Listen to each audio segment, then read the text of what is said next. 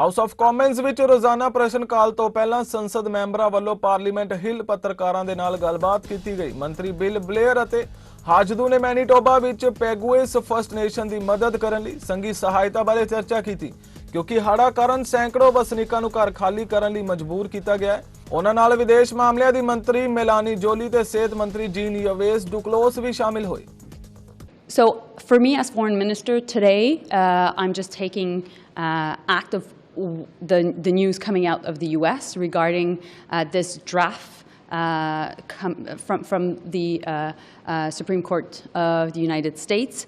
Obviously, I am personally extremely preoccupied, and as foreign minister, preoccupied as well, because what we need to make sure is that there's no backsliding of women's right to choose here in Canada. And we know right now, as we speak, there's no MPs from the Conservative Party that are willing to answer any of the questions of the journalists today. We also know that there is a leadership race happening as we speak within the Conservative Party, and candidates are all trying to court the anti-choice vote. And so we need to make sure that we do not reopen the debate. Our government has been clear, steadfast in our support for women's right to choose. And meanwhile, we all remember that a couple of months ago, MPs from the Conservative Party, 82 of them, wanted to reopen the debate. Clearly, this is part of my colleague's mandate, and clearly this is also part of mandate letters, and therefore, of course, we will follow. The current flooding situation, and I did speak with Chief Hudson just a few days ago to reiterate our support through the federal government, through the Indigenous Services Canada. My understanding is that the evacuations are going well. I just actually spoke with my counterpart in Manitoba as well.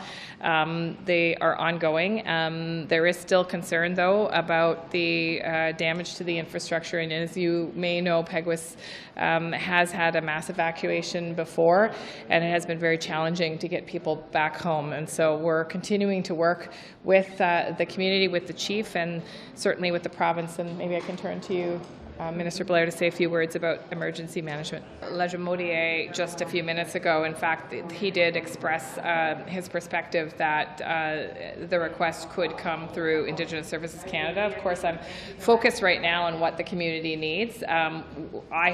Indigenous Services Canada has not received an RFA specifically from Peguis, to my knowledge, as of yet.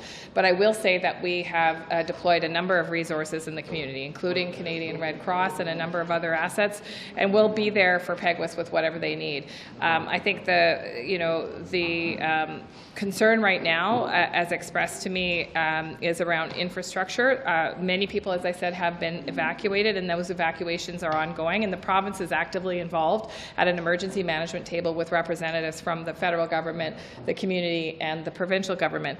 But of course, Peguis has a long history of dislocation as a result of flooding, and so there is a desire by the chief to protect the physical infrastructure to the degree possible, and our department will continue to work with the chief to make sure we can quickly deploy resources to the community in a way that's appropriate.